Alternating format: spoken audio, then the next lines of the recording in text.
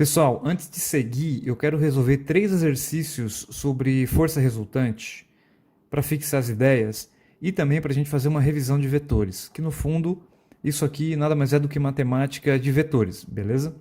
Então vamos para eles. Esse aqui é o primeiro, é um clássico. Determine a força resultante sobre o corpo. Aqui tem o Chris e aqui tem a Júlia. Perceba que o Chris empurra o corpo, e o corpo é esse camarada em azul aqui. É sobre ele que estão aplicadas as forças, beleza? E enquanto o Chris empurra, a Júlia puxa ele por um fio, beleza? Então, quem são as forças? Vou redesenhar o corpo aqui embaixo. Então, a força que o Chris empurra, a gente representa por um vetor. A gente vai colocar ele apontando para a direita, porque, afinal de contas, né, o empurrão é para a direita. Tem uma informação direcional na força. A Júlia puxa o camarada também para a direita. Então, vou representar assim.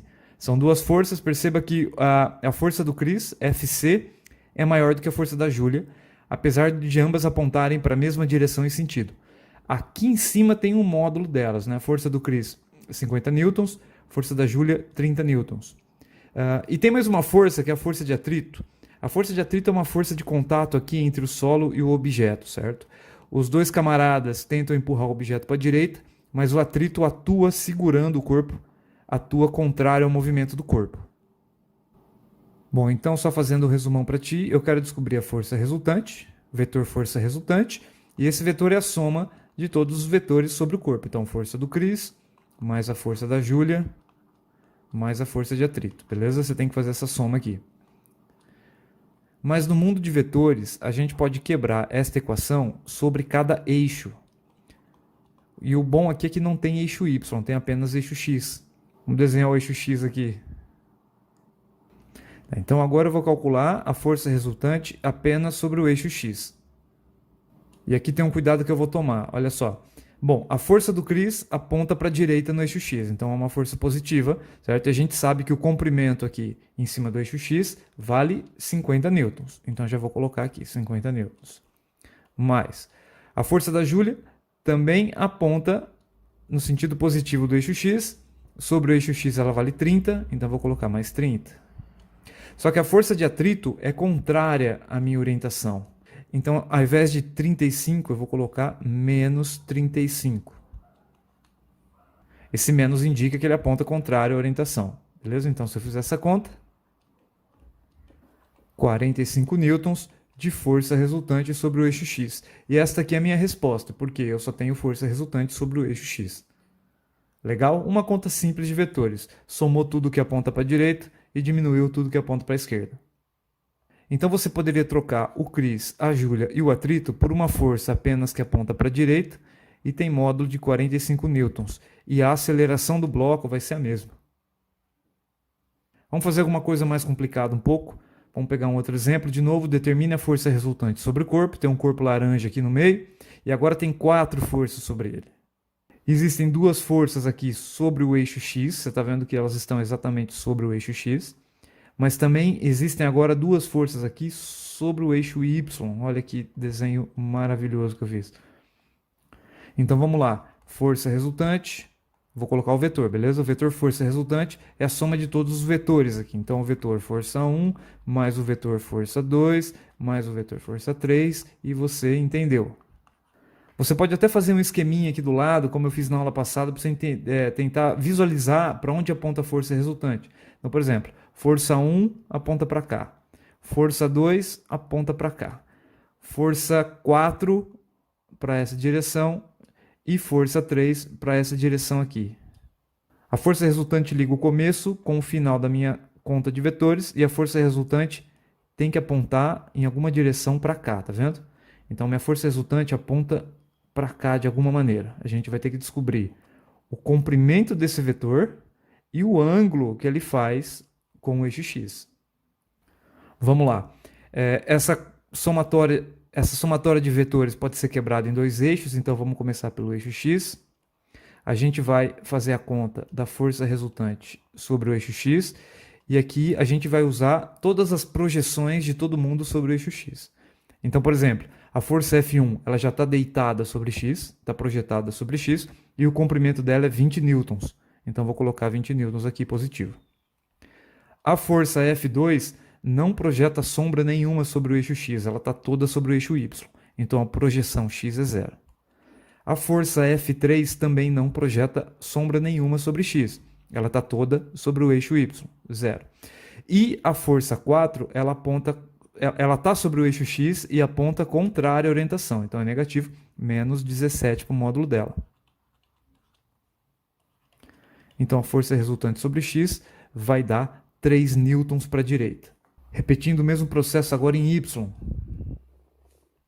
A gente vai calcular a força resultante em Y. Força resultante em Y, de novo, é essa soma toda, só que todas projetadas em Y.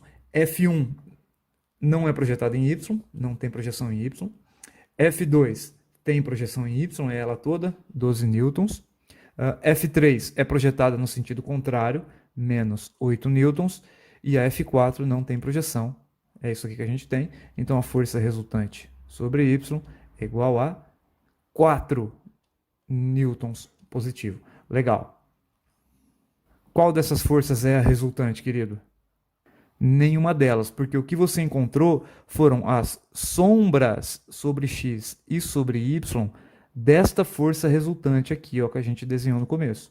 Então, a projeção em X, força resultante X, projetada em X, tem um comprimento de 3 newtons, enquanto que a força projetada em Y tem comprimento de 4, é um pouco maior, certo? Força resultante em Y. Beleza? Então esse meu vetor está errado. Peraí. Ele é mais inclinado para cima do que para a direita. Vamos apagar isso aqui, ó, rapidão. Ele é esse sujeito aqui, ó. Essa é a minha força resultante. E aqui em verde está o ângulo θ, que eu vou descobrir daqui a pouco.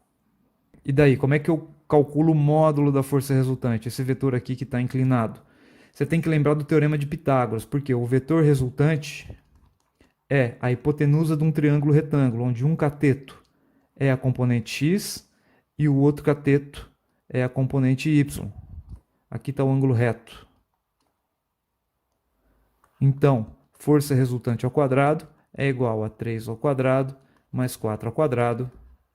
Se eu resolver essa conta, eu vou descobrir que o módulo da força resultante é igual a 5 newtons. Muito bem, esse módulo é o que me interessa.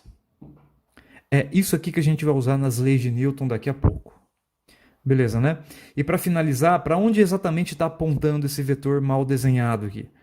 Ou seja, qual é a inclinação dele? Qual é o ângulo que ele faz com o eixo x? Voltando aqui no meu triângulo, você percebe que o ângulo θ é esse sujeito. E eu posso usar a tangente do ângulo θ para descobrir o ângulo. Porque nesse triângulo, a tangente de θ é o cateto oposto, FY, que mede 4, sobre o cateto adjacente FX, que mede 3. Isso aqui é alguma coisa próximo de 1,33. Beleza? Então, a tangente de um ângulo é igual a 1,33. Se você for na sua calculadora e inverter a operação tangente, você vai encontrar o ângulo θ igual a aproximadamente 53,1 graus. Legal, hein? Aqui estão as tuas respostas do exercício. Você pode substituir essas quatro forças, F1, F2, F3, F4, por apenas a força Fr, que o efeito sobre o corpo, ou seja, a aceleração dele, vai ser a mesma. Então esse camarada ele vai acelerar para essa direção aqui, ó. A aceleração dele vai apontar para cá. E isso não estava óbvio no começo, quando tinham essas quatro forças aplicadas aqui. Mesmo sem a gente saber de onde vieram essas forças, beleza? Que não interessa agora, a gente sabe calcular a força resultante. Legal? Entendido? Não vai para frente enquanto você não entender o que aconteceu aqui, cara. Mais um exercício aqui, então. Esse aqui é clássico de vetores. Sobre um corpo estão aplicadas três forças, A, B e C. Não me interessa quem são essas forças a princípio. Quem está empurrando o corpo, quem está puxando o corpo, isso não interessa. E nem quem é o corpo, isso não interessa agora. Eu quero determinar as componentes da força C de tal forma que a somatória de todas elas está resultando em zero. Ou seja, se eu pegar essas três forças aplicadas no corpo, a força resultante está sendo zero. Então, o corpo está em equilíbrio. E aqui do lado estão as forças A e B em termos das componentes. Então eu quero descobrir as componentes desse vetor C. Vamos chamar aqui a componente de ao longo de x, cx, e a componente ao longo de y de cy. Legal? Eu não conheço as componentes, eu quero descobrir. De tal forma que a soma de tudo isso aqui dê zero. Essa aqui é a operação básica de vetores, né? Quando você vai fazer uma soma de vetor, a resultante é um vetor também. E a componente x desse vetor resultante é a soma das componentes x de cada vetor. A componente x do A, a componente x do B e a componente x do C. Beleza? E no nosso caso, esta soma tem que dar zero. Pô, ficou fácil. Então, x do A é 2 newtons, do B é menos 1 e do C eu não sei. Então, fica aqui 2 newtons menos 1 mais Cx igual a zero. Então, Cx é igual a menos 1 newton. E agora, para eu descobrir a componente y da resultante, eu faço a soma dos componentes apenas em y. Então, eu vou pegar a componente y do A, somar com a componente y do B, opa, isso aqui é um B, e somar com a componente y do C. E, de novo, isso aqui tem que resultar em zero. Então, substituindo valores, A é menos 5, B é menos 3, CY não conheço, isso tudo tem que dar zero. Então, CY só pode ser igual a 8 newtons para essa conta dar zero. Legal? Acabei de descobrir as componentes da força C, de tal maneira que somando essas três, eu tenho o resultante igual a zero. Desenhando aqui o eixo x e y, só para entender, então a força A é mais 2 em x menos 5 em y, então o A é mais ou menos aqui, esse aqui é o A. O B é menos 1 menos 3, então ele é mais ou menos aqui, menos 1 menos 3, esse aqui é o B, alguma coisa assim. E o C ele tem que ser menos 1 mais 8. O C ele tem que ser algo gigante para cá, menos 1x mais 8y é algo assim, ó. Esse aqui é o vetor C. Certo? Se eu fizer a soma desses três vetores, eu vou ter zero. Tá? Esse desenho está muito ruim, cara. Minha mãe. O último exercício que eu coloco para vocês é um exercício que você resolve. Ele parece complicado, mas você resolve numa linha. É só ler com muita atenção o que está acontecendo. Você tem um vaso de samambaia aí. A massa desse vaso é 2,5 kg. E ele está pendurado por fios ideais, como a gente consegue ver na figura. E ali na figura está indicado os ângulos que esses fios estão fazendo com o teto, por exemplo. Represente, ou seja, desenhe o vetor força resultante que atua sobre o vaso nessa condição. Você só tem essas informações, cara. Posso te dar umas dicas aqui. Por exemplo, aliás, vou te dar alternativas. Será que a força resultante aponta para cá? Será que ela aponta para cá? Será que ela está apontando para cá? Né? Suponha que essas direções são sobre os fios. Será que ela aponta para cima? Qual é a alternativa que você dá para a força resultante? Você concorda que esse vaso está em equilíbrio?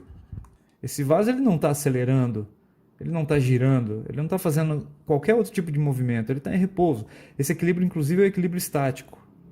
E se esse vaso está em equilíbrio, a força resultante sobre ele necessariamente é zero. Ou seja, você não vai representar vetor nenhum sobre esse vaso. Apesar de existirem pelo menos 3 forças aplicadas nele. Existe uma força nesse fio puxando ele para cá, existe uma força nesse outro fio puxando ele para cá, e existe a força da gravidade tentando levar ele para o centro da Terra. Existem forças sobre ele, mas a resultante é zero, hein, cara? Cuidado com a pergunta, beleza? Então, era isso que eu tinha para resolver com vocês. Então vamos seguir. Próxima aula a gente vai falar das leis de Newton.